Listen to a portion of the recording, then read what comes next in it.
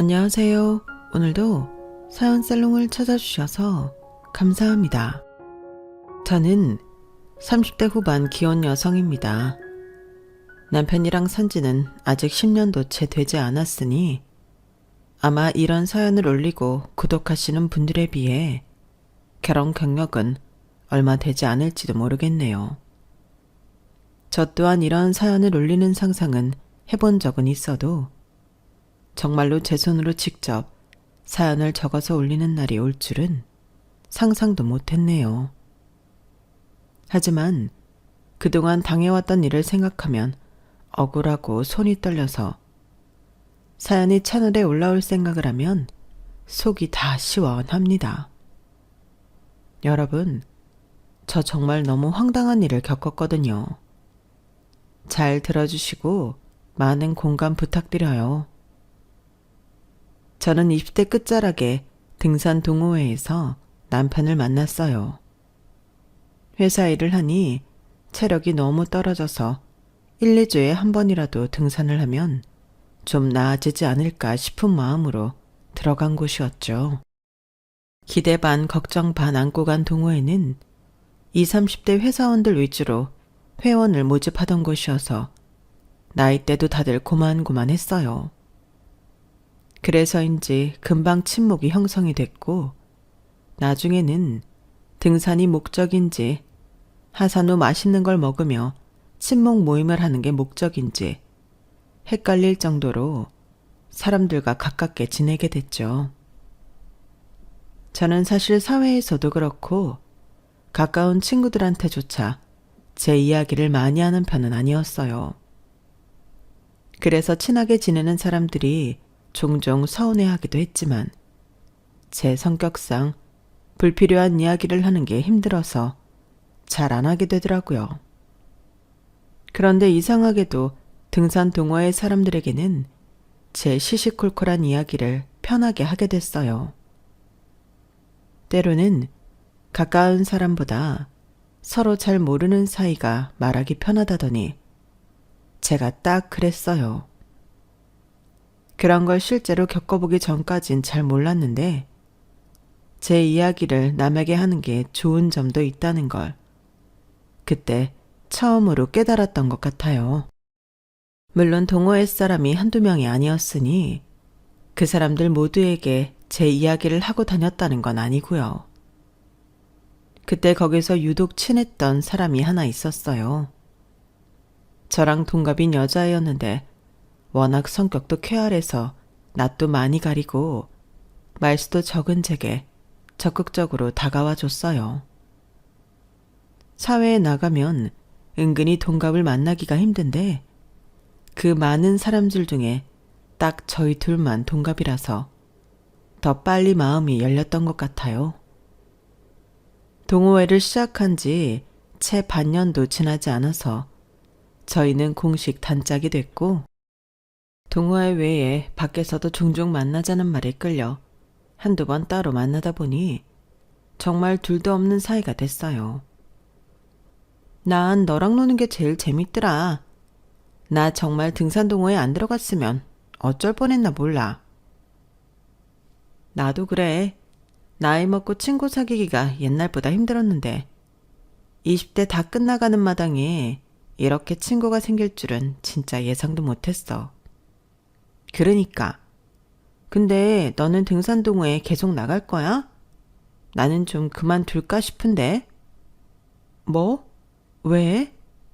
나 사실 거기 남자 만나러 간 거거든.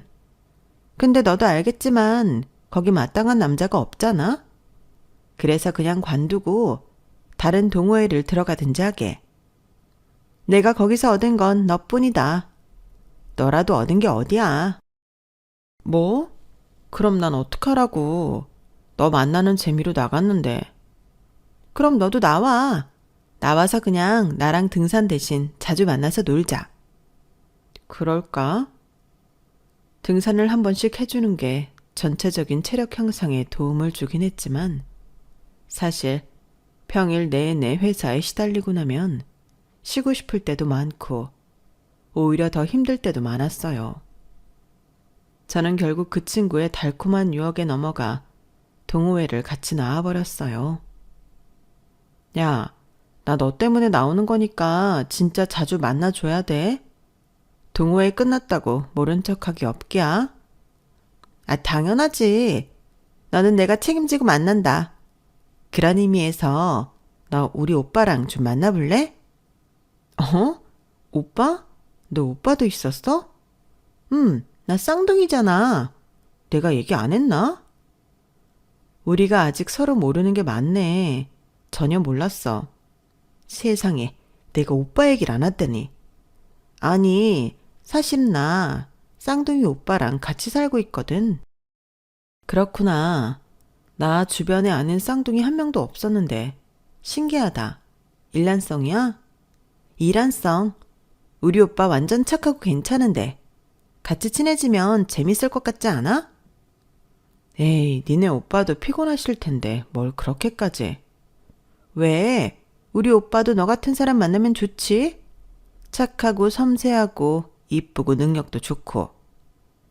야, 됐어. 무슨 소개팅 나가냐? 네가 그러니까 더 부담스럽다. 아, 그래? 그럼 취소. 근데 한번 같이 놀기나 하자. 가만 보니까 네가 딱 우리 오빠 이상형이란 말이야. 우리 오빠 완전 괜찮은 사람인데 어디 저 이상한 나쁜 여자만 만나서 맨날 상처받고 마음고생하더니 이제 연애도 안 하고 있어. 지켜보는 내 복장이 얼마나 터지겠니? 어차피 너도 솔로인데 한번 만나보고 마음에 들면 연애도 하면 좋잖아. 안 그래? 우리 사이도 한 단계 더 업그레이드 되는 거지. 친구에서 가족으로. 너도 달라는 가족 만들고 싶다며. 그렇게 말하긴 했는데 딱히 연애 생각 없었는데 좀 황당스럽기도 하고. 내가 너무 밀어붙였나? 그럼 너무 그렇게 연애 쪽으로 생각 말고 만나보든가. 어쨌든 나랑 이렇게 친해졌는데 우리 오빠 언젠가는 한번 볼 거 아냐. 미리 친해져 놓으면 집도 놀러 올 수 있고 좋지. 뭐 그럼 알겠어.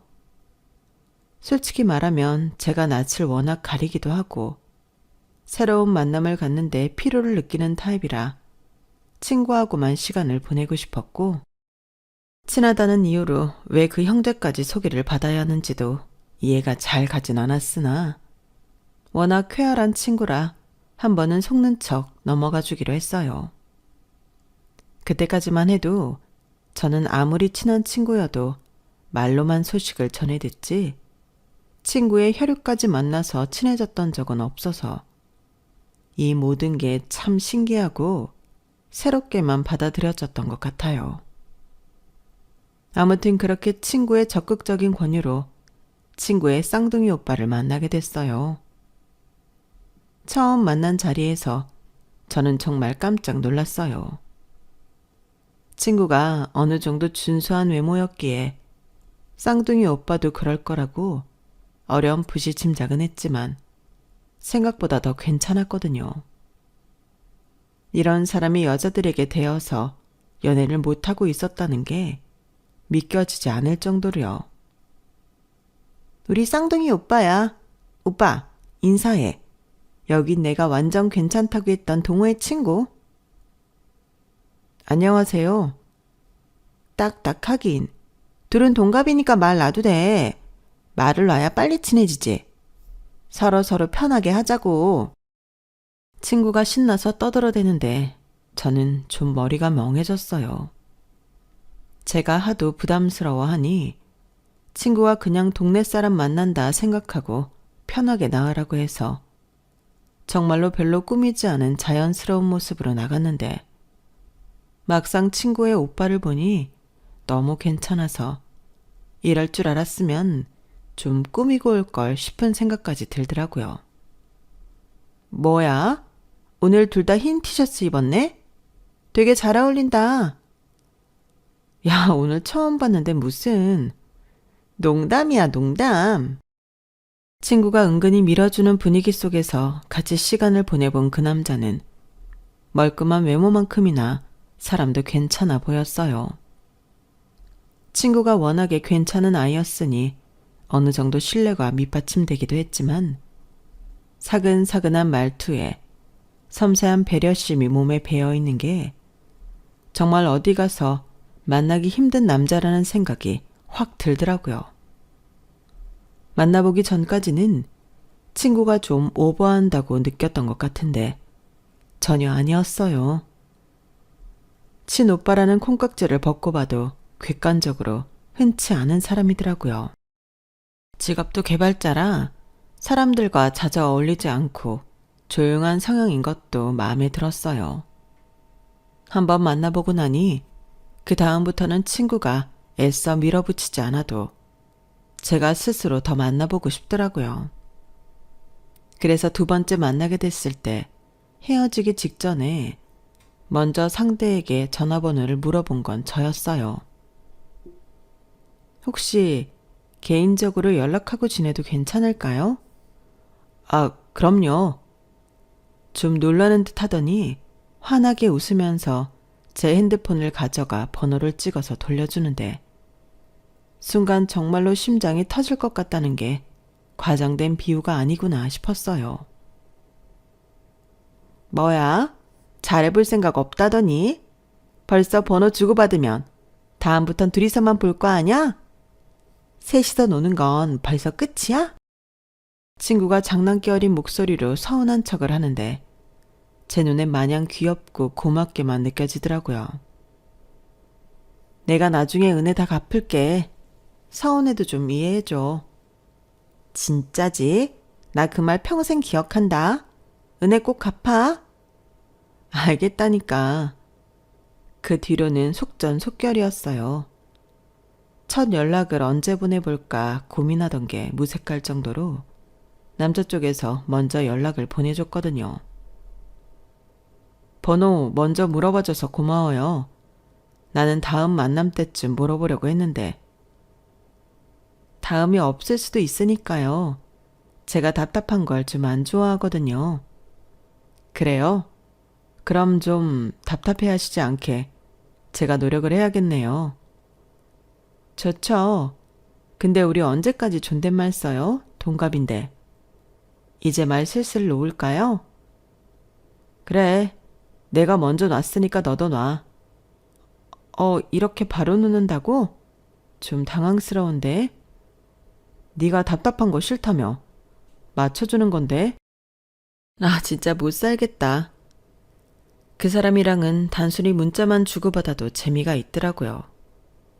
제가 답답한 거 싫다고 했던 말이 꽤 인상이 강하게 남았는지 서로 호감을 가진 상태에서 연애까지 가는 길은 뻥 뚫린 고속도로처럼 빠르게 진행이 됐어요. 친구가 입증해준 사람이라는 신뢰와 서로에 대해 갖고 있는 비슷한 호감도 덕분에 가능한 일이었죠. 친구는 막상 저희가 생각보다 너무 빨리 사귀니 조금 걱정을 하는 것 같았어요. 아니, 몇 번이나 만났다고 벌써 사귄다고? 연애 때 이렇게 불같이 타오르면 또 빨리 식던데? 둘 다 좀 진정해봐. 내가 어떻게 연결해 준 건데? 길고 얇게 오래 가야 할 거 아냐. 솔직히 네 말대로 그럴 수 있을지 모르겠다, 지민아. 뭐? 안 된다니까 그러네. 헤어질 거면 차라리 지금 헤어져. 나중에 다시 만날 핑곗거리라도 남겨놓게. 아이, 둘 다 나이가 더 어리면 모르겠는데 그게 무슨 뻘짓이야. 나 지성이랑 진짜 오래 갈 거야. 길게 갈 수는 있을 것 같은데 네 말대로 얇게 갈 수 있을지 모르겠어. 나 요즘 정말 너무 행복하거든. 다 지민이 네 덕분이야. 그래. 뭐 네가 좋다면 다행이지. 오빠도 아주 좋아 죽는 것 같긴 하더라. 그렇게 밀어주던 대로 잘 된 걸로도 모자라 둘 다 행복해하는 모습이 눈에 보이는데도 친구는 어쩐지 마냥 기뻐 보이지만은 않았어요. 저는 그때 그게 정말로 불같이 타오르는 저희를 걱정해서인 줄로만 알았어요. 제가 이렇게 좋아하면 뜰 듯이 기뻐해 줄 줄 알았는데 예상했던 반응이 아니라서 저도 그때의 친구 표정이 꽤 오랫동안 기억에 남았거든요. 그런데 한참 나중에야 알았죠. 그때 친구가 왜 그런 묘한 표정을 지었는지요. 그건 저도 미처 생각하지 못한 질투였어요. 지민아, 네가 나한테 좋은 사람 소개시켜 줬으니까 나도 좀 소개시켜 줘볼까 하는데 어때? 뭐? 소개? 되겠어? 응? 뭐가? 아니, 너도 우리 오빠 봐서 알겠지만 괜찮아도 너무 괜찮잖아. 내가 이때까지 같이 산 게 저 오빠인데 적어도 날 만족시키려면 우리 오빠 이상으로 괜찮은 사람이어야 하는데 그런 사람을 만나는 게 쉬운 일이어야 말이지. 아, 뭐 그렇긴 한데 그래도 우리 회사 사람인데 워낙에 평판도 좋고 집도 좀 괜찮게 살아서 어디 다른 여자가 채가면 너무 아까울 것 같아서 너한테 소개시켜주고 싶은데 별로야? 아니 뭐 만나는 볼게. 저는 진심으로 고마운 마음에 친구에게도 좋은 짝을 찾아주고 싶어서 주변에 조금만 괜찮아 보이는 사람이 있으면 친구와 연결시켜 주려고 했지만 친구는 별로 달가워하지 않으면서 소개를 받았어요. 저도 처음에 친구가 밀어줄 때 그런 반응이었으니 할 말은 없었지만 문제는 사람들 만나고 난 후 친구의 후기였어요. 어땠어? 좀 괜찮지 않아? 성격도 귀엽고. 뭐 그럭저럭 괜찮긴 한데 우리 오빠보다 괜찮지는 않던데.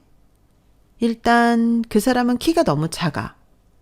키 큰 오빠만 보고 살던 내가 보기엔 좀 남자로 느껴지진 않더라고. 아, 그렇게 작은 건 아니지 않아? 그냥 평균 키인 것 같은데. 오빠가 182잖아. 보고 자란 게 있는 내 생각도 좀 해주라. 알겠어. 남매들이 함께 자라면서 서로의 이상형에 얼마나 미치는지는 굳이 이 친구가 아니더라도 다른 남매인 친구들을 통해 많이 봐왔기에 그렇게 이상하게 느껴지진 않았어요. 하지만 정말 노력해서 개인적으로 제가 정말 괜찮다고 생각했던 남자를 2번이나 더 소개시켜 줬음에도 친구는 같은 이유로 남자들을 깠죠. 이유는 단 하나였죠. 친오빠에 비해 모자라서. 야, 그래도 이번에 소개시켜준 사람은 정말 괜찮지 않아? 이 사람은 내가 연애 안 하고 있었으면 잘해보고 싶을 정도로 괜찮은 사람인데? 그래? 그럼 너 그 사람 우리 오빠랑 바꾸라면 바꿀래? 나는 당연히 아니지. 지성이랑 얼마나 잘 만나고 있는데. 그러니까 그렇게 괜찮았음 너도 오빠 버리고 만난단 소리 했겠지. 하도 친오빠 핑계를 대며 애써 시켜준 소개팅을 단 한 번만의 만남으로 깨뜨리니 나중엔 힘도 안 나더라고요. 이 정도면 할 만큼 했다는 생각이 들어서 소개시켜 줄 만한 괜찮은 남자를 물색하는 일도 그만둬버렸어요. 워낙 활발한 애니까 살다가 마음에 드는 괜찮은 남자를 만나면 어련히 알아서 연애하겠거니 싶기도 했고요. 그렇게 생각한 지도 3년이 훌쩍 넘었어요. 세월이 얼마나 빠른지 남자친구와 제 사이에는 결혼 이야기가 오갔고 서로 눈이 맞아서 연애까지 빠르게 진행됐던 그때처럼 결혼 준비도 정말 빠르게 진행이 됐어요. 성격 급한 둘이 만나니 결혼 준비마저 손발이 척척 맞더라고요. 그런데 저희가 그렇게 결혼 준비에 한창 열을 올리던 무렵 친구가 저와 남자친구를 앉혀놓고 꽤나 심각하고 진지한 얼굴로 고백할 게 있다고 하더라고요. 무슨 말인데 그래? 심각한 거야? 사실은 너도 알겠지만 나한테 가족이라고는 오빠밖에 없잖아. 친구와 남자친구는 어렸을 때 부모님이 이혼하면서 어머니 손에 컸다고 들었어요. 아버지는 재혼한 지 오래고 어머니도 쌍둥이 남매가 17이 되던 해에 새 아빠를 데려와 재혼을 했다고 했어요. 새 아빠 쪽에도 자식이 있어서 집안에 은근한 신경전이 있었고 경제적으로 더 여유가 있는 새 아빠 쪽 자식이 집안에서 더 우월한 위치에 있어서 힘들었다고 했어요. 그래서 그 집에서 탈출하기 위해 서로 더 의지하며 지금 같은 돈독한 사이가 됐고 성인이 되자마자 그 집을 탈출해서 그 이후로 쭉 둘이 같이 살았다고 들었거든요. 그래서 흔한 다른 남매와는 달리 둘의 우애는 유독 끈끈하고 애틋했어요. 저도 그걸 잘 알고 있었죠. 뭔데 이렇게 뜸을 들여? 아니, 내가 당장 지금 오빠랑 살고 있는데 오빠가 너랑 결혼해서 집을 나가면 이 집에는 나 혼자 남잖아. 근데 내가 한 번도 오빠 없이 살아본 적이 없어서 솔직히 말하면 좀 무서워서. 아, 근데 그 부탁이라는 것이 좀 사람 말문을 막히게 하더라고요. 오빠 없이 살아서 무섭다는 게 결혼을 하지 말라는 뜻 같아서 어이가 없었거든요. 근데 내가 도와줄 수 있는 게 없는데 뭘 부탁하려는 거야? 설마 결혼하지 말라는 거야? 어우, 야, 아니야. 내가 설마 너한테 오빠 소개시켜줘 놓고 그런 부탁을 하겠어? 그런 뜻은 아니었어. 그럼 뭔데? 어디 주변에서 룸메이트라도 소개시켜줘? 아니, 룸메이트 만들어봐야 골치만 아프지. 또 안 맞으면 싸우고. 생활 습관이니 패턴이니 맞추는 것도 일이고. 룸메이트는 필요 없어. 근데 그냥 내가 결혼할 사람 찾을 때까지 좀 같이 살아주면 안 될까? 뭐? 대신 네가 우리 집에 들어와서 지내면 되잖아. 우리 집 저번에 와봤지? 엄청 넓어. 아빠가 우리 두고 재혼한 거 미안하다고 오빠 명의로 넓은 집 하나 해줬거든. 오빠는 결혼하면 그 집은 나한테 주고 간다는데 솔직히 나 혼자 그 넓은 집 살아서 뭐해. 혼자 살기 무서운 김에 너랑 오빠랑 셋이 같이 살면 어떨까 해서. 너도 집값 아끼면서 좋은 집 살면 좋잖아. 친구가 한 제안은 정말 상상도 못한 종류였어요. 지금 남자친구랑 살고 있던 집이 남자친구 소유라는 것도 처음 알았고 같이 살자는 제안을 할 줄은 몰랐거든요. 친한 친구긴 해도 소중한 신혼을 신우이와 함께 보내고 싶은 마음은 당연히 없었어요. 하지만 결혼 준비하는데 가장 막막했던 집값을 해결할 수 있다는 점에서 마냥 싫은 제안은 아니었어요. 친구가 사는 집이 워낙 괜찮아서 그런 복잡한 가정사를 가지고 있음에도 어떻게 이렇게 좋은 집에서 살고 있는지 늘 의문을 가지고 있긴 했거든요. 친구나 제 남자친구나 남들에 비해 월등히 높은 연봉을 받고 일하는 것도 아니었기에 더 그랬어요. 친구랑도 사회에서 만난 것 치곤 급격히 가까워졌을 만큼 잘 맞았고 그 제안을 받았을 때는 지금 생각해보면 아주 짧은 시기였지만 이제 막 친구가 만나고 있는 남자친구도 있을 때라 모든 게 그렇게 오래 걸릴 거란 걱정은 없었던 것 같아요.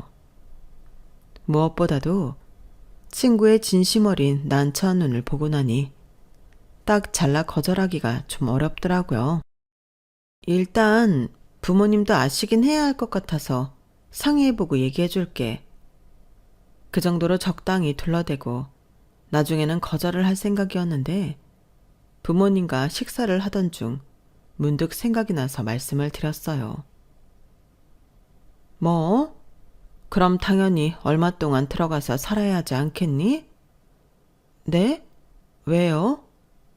지금 너랑 지성이랑 따로 나와서 살면 지성이 집은 동생이 쓰고 니네는 다른 집 나와서 살아야 하는데 니네가 지민이가 결혼할 때까지만 같이 살아주면 그땐 그 애가 그 집에서 독립을 한다는 거잖니. 괜한 돈 쓸 필요가 뭐 있어? 지민이랑은 일반적인 시누이 관계도 아니고 친한 친구니까 나쁠 거 없을 것 같은데? 그런가? 안 그래도 고민 중이긴 했어요. 엄마 생각엔 그 집이 어차피 지성이명이면 그렇게 하는 게 더 좋을 것 같아. 너도 집 구하려고 돌아다녀 봐서 알겠지만 그것만 해결해도 고생이 덜해. 그건 그래요. 잘 이야기해 볼게요. 몇 날 며칠을 골머리 싸매며 고민했지만 주변 친구들의 의견도 역시 1, 2년만 고생해보라는 거였어요. 그도 그럴게 서울 역세권 40평대 아파트에서 신혼을 시작할 수 있는 기회였는데 누가 말리겠어요. 더 고민해봤자 별 뾰족한 수도 없는 것 같고 어떻게 보면 윈윈하는 일일 것 같기도 해서 친구의 제안을 받아들였어요. 그렇게 저의 신혼생활은 둘이 아닌 셋으로 시작이 되었어요. 돈 때문에 그런 생활을 선택한 건 정말 어리석은 짓이었어요. 셋이 같이 살게 되니 저와 지민이의 입지 차이가 더 확연하게 느껴졌거든요. 저랑 데이트를 하고 있다가도 지민이가 전화로 뭔가를 부탁을 하면 좀 데이트가 끝나고 했으면 좋겠는데 바로바로 해결을 해주더라고요. 하다못해 영화를 보다가도 전화가 오면 받으러 달려나갔을 정도였어요. 아니, 무슨 급한 전화길래 그렇게 뛰어나가? 아, 지민이가 뭐 좀 부탁할 게 있다고 해서. 무슨 직장에서 급하게 걸려온 전화도 아닌데 그렇게까지 해. 나랑 데이트할 땐 급한 거 아니면 좀 나중에 연락해. 아이, 너도 알잖아. 나 예전에 지민이 연락 한 번 안 받았다가 집안 풍비박살 난 거. 뒤늦게 알게 된 거. 그때 이후로 지민이 전화는 도저히 무시를 못하겠어. 나 이 얘기도 여자친구한테 해보는 건 처음이야. 그러니까 이런 건 좀 이해해주라. 어릴 때 부모님이 이혼하기 전 아주 크게 싸운 적이 있었는데 그때는 동네에서 경찰도 부르고 난리였다고 하더라고요. 그때 제 남자친구는 친구들과 노느라 동생 전화를 안 받고 넘겼는데 그날 집에 들어가서 온 집안 물건이 박살나 있고 부모님을 뜯어 말리다가 크게 상처가 난 동생의 얼굴을 본 후 정신적 충격을 받았다고 했어요. 그날 동생을 지켜주지 못하고 혼자서 아무것도 모르고 친구들과 신나게 놀았다는 생각에 죄책감이 들어서 그 뒤로는 전화를 강박적일 만큼 바로 받았대요. 그래요. 뭐 이런 마음 아픈 가정사쯤은 저도 사람인데 이해할 수 있죠. 하지만 제가 환장하는 포인트는 이 남매의 아련하고 아픈 손가락 같은 사연이 아니었어요. 이걸로 인해 동생 전화를 강박적으로 받는 것까진 그래, 기분은 좀 나쁘지만 그렇다 칠 수 있었어요. 그런데 남자친구는 정말로 그런 트라우마는 동생에게만 해당이 된다는 듯 본인이 즐거울 때 막상 제 전화는 그렇게 칼같이 받지 않았어요. 그런 이중적이고 다소 차별적이기까지 한 모습이 절 미치게 했던 거죠. 지민아, 혹시 너 지성이랑 연락된 거 있어? 무슨 연락? 아니, 오늘 회식 간다고 했는데 아직도 전화 한 통이 없길래. 아, 진짜? 나는 너랑 연락된 줄 알았지. 전화 한번 해볼까? 안 받을걸. 내가 방금 7통째 했는데도 안 받더라. 그래도 혹시 모르니까 해볼게. 친구가 스피커폰으로 전화를 걸었는데 신호음이 얼마 안 지나서 남편이 전화를 받더라고요. 지민아, 왜? 오빠 어디야? 나 여기 회식. 지금 3차까지 왔는데. 왜? 무슨 일 있어? 아니, 일은 무슨 일. 와이프가 애타게 찾고 있으니까 전화 좀 받아. 나한테까지 와서 오빠 안부를 다 묻잖아. 뭐? 지금 같이 있어? 지금 같이 오빠 전화 듣는 중. 와, 정말 그 순간은 제 인생에서 몇 안 되는 혈압이 터질 것 같이 화가 나는 순간이었어요.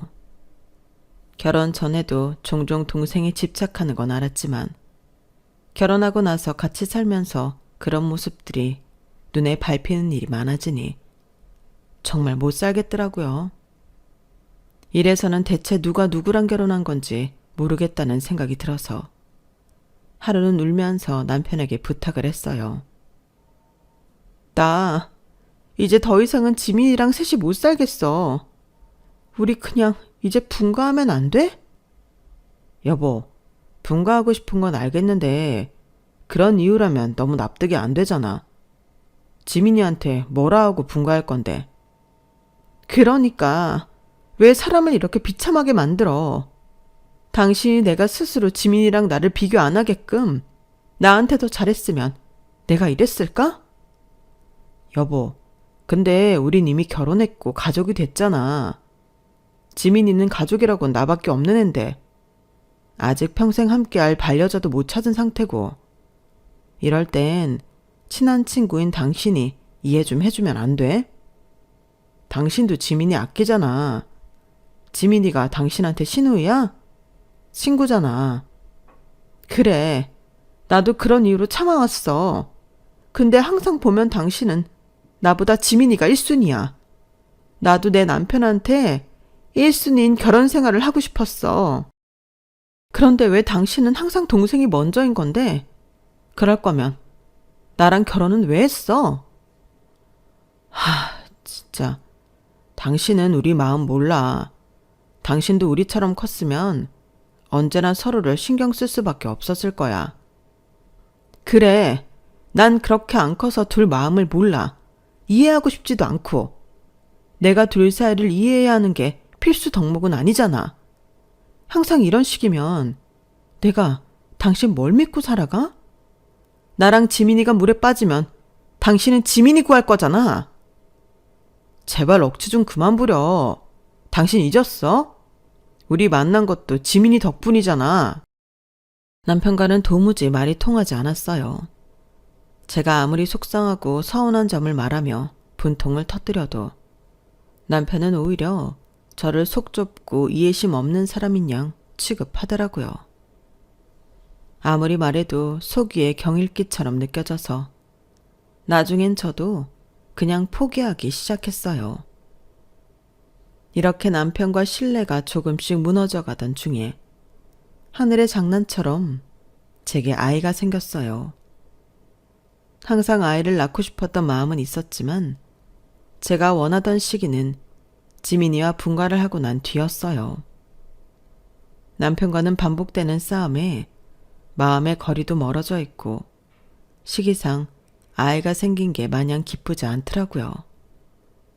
하지만 제 속도 모르고 남편과 친구는 행복해 죽더라고요. 너무 축하해. 너 아기 낳으면 조카 일하는 동안 내가 봐줄게. 너 오빠 닮았으면 정말 예쁘겠다. 나 너무 기대돼. 여보, 정말 고맙고 축하해. 드디어 우리에게도 아이가 생기네. 몸 건강히 관리해서 순산하자. 걱정과는 달리 아이가 복덩어리였는지 그나마 아이가 태어나니 남편의 태도가 조금 바뀌는 듯 했어요. 시누이보다는 저를 더 위하고 챙겨주기 시작했던 거죠. 그제서야 비로소 제가 결혼한 느낌이 나더라고요. 시누이 역시 임신한 저를 위해 몸에 좋은 음식이나 영양제도 사다 주며 제 몸 관리에 힘을 써줬어요. 어찌나 정성스러운지 제가 그동안 마음고생했던 게 녹아 사라질 정도였어요. 지민아, 이렇게까지는 안 해줘도 되는데 고마워서 어떡해? 야, 별말을. 내 조카가 태어난다는데 이 정도쯤이야. 넌 걱정 말고 예쁜 아이나 낳아줘. 임신한 기간 동안 워낙 제게 정성을 쏟아주는 두 사람 덕분에 저는 정말 건강하게 출산했어요. 아기가 태어나자 정말 세상에 더 부러울 것도 없이 행복하더라고요. 하지만 행복은 다시 잠깐이었어요. 어머, 아기가 엄마를 닮아서 참 예쁘네. 첫째 딸은 아빠를 닮는다더니 저희 딸 역시 남편을 쏙 빼닮았어요. 그런데 그게 아무리 일란성이어도 저와 시누이가 같이 유모차를 몰고 길을 걸으면 저보다는 시누이와 더 닮게 느껴진 모양이에요. 그래서 사람들이 자꾸 시누이를 엄마로 착각하는데 처음에 몇 번은 그럴 수 있다 싶어 괜찮았지만 그런 얘기를 반복해서 들으면서 묘하게 조금씩 달라지는 시누이의 태도를 보니 좀 불쾌하더라고요. 소라가 날 진짜 닮았나 본데 나도 딸 낳으면 이러려나? 야, 내가 네 덕분에 애엄마 체험도 다 해본다. 괜히 닮았다 하면 더 애정 가는 거 알지? 나 요즘은 소라가 완전 내 딸 같아. 일 다 때려치고 집에서 소라나 볼까? 어차피 하고 싶은 것도 없는데. 뭐 그래주면 나야 좋지만 그래도 너도 결혼해서 네 애 낳아야지. 독립한다더니 지금 벌써 2년째 같이 살고 있잖아. 소라가 지금이야 어려서 괜찮지만 나중에 크면 불편함을 느낄 수도 있고. 아기 때부터 같이 사는 건데 불편하긴. 원래 다들 이렇게 사나보다 하고 불편한 거 전혀 모를걸? 방도 딱 4개나 있잖아. 아빠가 우리 넷이 모여 살 줄 알고 방 4개인 집을 오빠한테 준 건가? 완전 딱이다. 넌 결혼 안 해? 내가 결혼을 왜 해? 너 가족 만들고 싶다며. 오빠밖에 가족이 없어서 결혼할 때까지만 우리랑 산다며. 아, 원래 그러려고 했는데 생각이 바뀌었어. 살아보니 오빠만한 남자가 없더라고. 이 집에 내가 제일 사랑하는 남자 있지. 제일 좋아하는 여자도 있지. 게다가 엄청 귀엽고 사랑스러운 이 조카까지 있는데 내가 굳이 이 가족을 두고 나간다고? 안 그래도 될 것 같아. 우리 부부 입장은 생각 안 해? 처음에 약속했던 거랑은 다르잖아. 부부 입장? 뭔데? 오빠는 내가 눌러 살겠다 해도 좋아할 것 같은데? 왜? 너는 내가 같이 사는 게 싫어? 갑자기 불쌍한 척 울먹이는 표정을 짓는데 기가 차더라고요. 눈치도 빠른 애가 모를 리가 없는데 저렇게 필사적으로 모른 척을 하니 어이가 없을 수밖에요. 평생 같이 산다고 생각하면 좀 불편하지. 내가 친구랑 살자고 결혼한 게 아니라 내 가정 만들려고 결혼한 건데. 가만 보니까 너는 이 집에서 나갈 생각이 없네. 그래 뭐 남편도 이 집에 크게 욕심 없어 보이고. 너희 아버지가 남매 잘 살라고 주신 집이니까 네가 나가기 싫다면 내가 나갈게. 어? 야, 뭘 그렇게까지 해. 그냥 같이 살면 되잖아. 너는 아무리 우리가 친구라지만 아이도 있는 마당에 같이 사는 게 말이 된다고 생각하니? 말이 안 될 건 뭐야? 내가 조카 봐준다니까? 이런 시누이가 어딨냐?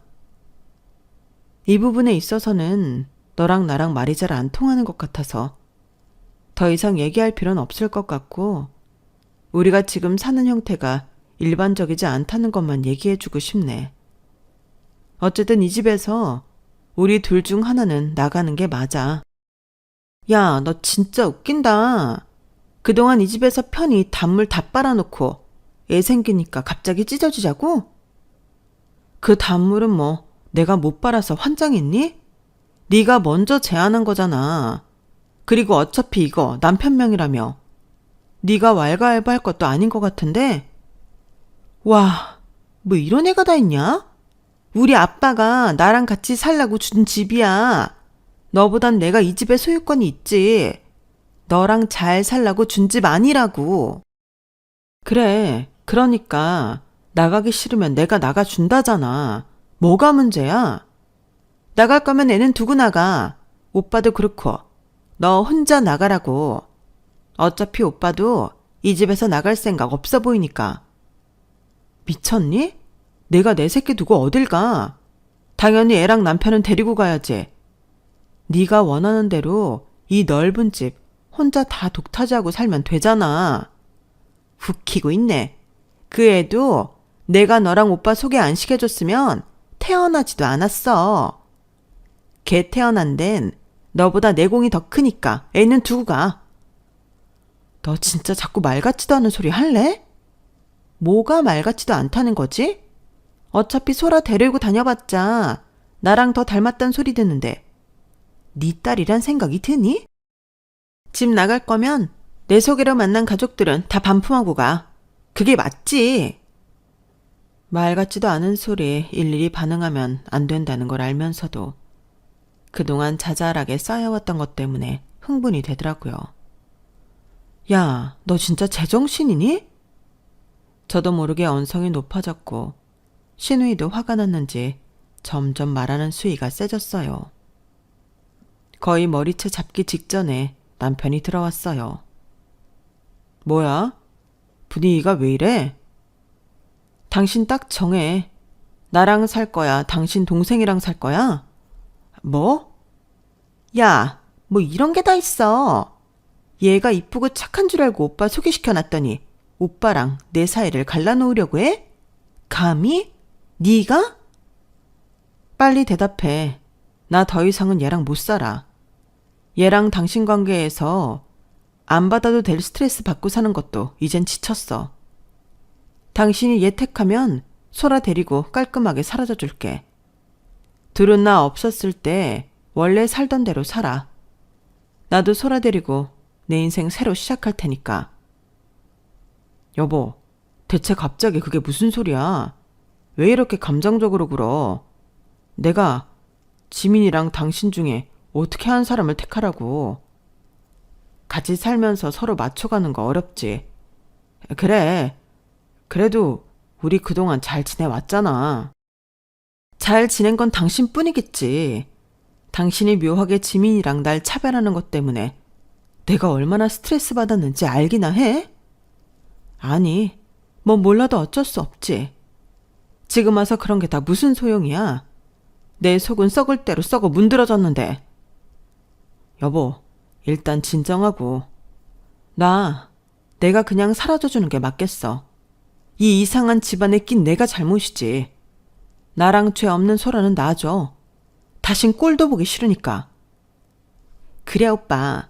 가겠다는 사람 굳이 붙잡지 말자. 그래도 애는 두고 가라니까. 끝까지 헛소리를 늘어놓는 신우이를 보다가 말없이 남편 쪽을 봤어요. 남편도 저를 가만히 쳐다보길래 저는 정말 만감이 교차하는 눈빛으로 남편을 응시했어요. 지금 나 안 잡으면 평생 당신 딸 못 보고 살 거야. 그래도 괜찮으면 나 이대로 보내. 뭐? 너 지금 애 가지고 협박하는 거니? 협박이라 생각해도 할 수 없어. 나도 좀 살자고 이러는 거니까. 저는 방에 들어가 아이 짐부터 챙겼어요. 당장 이 집에서 나가버리고 싶어서 최소한 필요한 것들을 먼저 챙겼죠. 잠시 조용하던 남편이 방에 뛰어 들어와서는 저를 말리더라고요. 그래, 알겠어 여보. 그만해. 내가 잘못했어.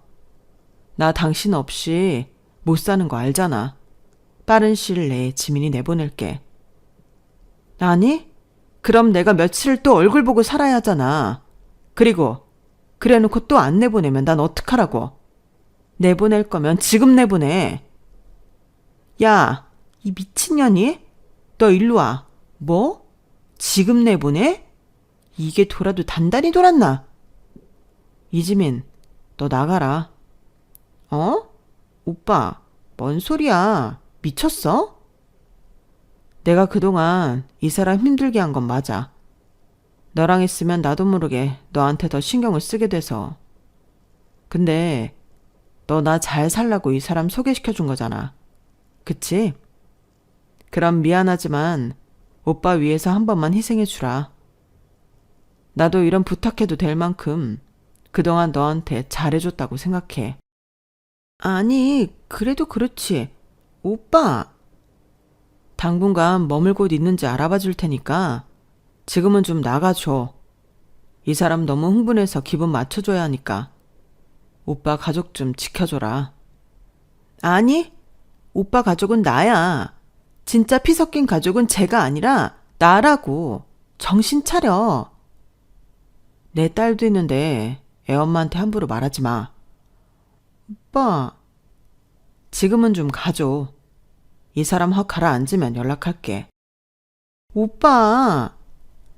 남편은 정말 냉정하게 핸드폰만 달랑 들고 있던 신우이를 붙잡고 현관으로 가서 문을 열고 밖으로 버리듯 던져두고 문을 닫아버렸어요.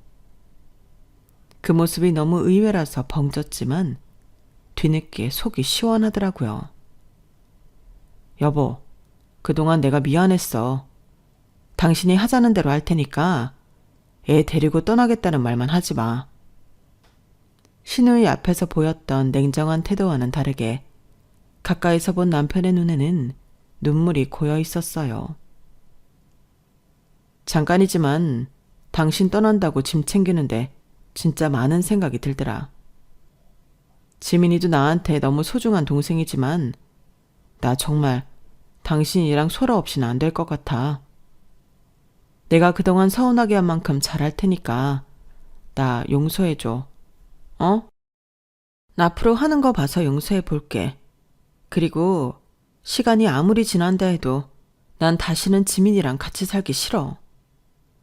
당신이 변해서 이제 나랑 소라를 1순위로 챙겨준다 해도 애초에 아무리 친한 친구였어도 신우이랑 같이 사는 게 아니었는데 이 집을 쟤한테 주고 나가는 한이 있어도 난 다신 같이 안 살 거야. 그러자. 지민이 짐은 내가 싸서 붙여줄게. 당신은 아무것도 신경 쓰지 마. 남편은 아이가 생기더니 그제서야 이 가족의 책임감이나 애정이 더 생긴 것 같았어요. 가끔 아이가 없었다면 그 상황에서 제 편을 들기는 했을까 싶어서 좀 마음 한켠이 씁쓸할 때도 많지만 좋게 생각하면 아이가 태어나고 저에 대한 애정도 더 깊어진 것 같아서 좋은 일인 것 같기도 해요. 그 뒤로 신우이랑은 아예 연락이 끊어졌어요. 남편이 굳이 저에게 알려주지도 않았고 짐을 싹 정리해서 붙인 뒤로는 신경 쓰일 일이 거의 없었네요. 난생 처음 보는 남편의 냉랭한 태도에 꽤 충격을 받은 건지 신우이는 저에게 일절 연락을 하지 않았어요. 신우이한테는 일단 대출을 내서 살 집을 마련해 주었어요. 아무리 남편 명의 집이라지만 당연히 신우목도 있었던 거니까요. 신우 없이 산 지 3개월째 되던 날 문득 잃어버렸던 제 가족을 되찾은 느낌이 들어서 기분이 이상하더라고요. 남편을 소개시켜줬다는 이유만으로 늘 족쇄를 찬 듯 신우이를 떨쳐내기가 너무 어려웠는데 지금은 머리가 좀 맑아져서인지 왜 그런 거에 집착했나 싶어요. 참 이런 걸 보면 가장 좋아 보였던 관계가 독이 되기도 하더라고요. 가장 친했던 친구가 세상에서 제일 얄미운 신우이가 될 줄 누가 상상이나 했겠어요. 이래서 시자 붙은 사람은 무조건 피해야 한다는 옛말이 틀린 거 하나도 없는 건 아닌가 생각해 봅니다. 제 이야기는 여기까지예요. 들어주셔서 고맙습니다. 여러분의 가정의 건강과 행복이 가득하시길 바랍니다. 여러분, 사연 댓글에 응원과 현명한 조언 부탁드려요. 좋아요와 구독은 저에게 큰 힘이 됩니다. 오늘도 좋은 일 가득하세요.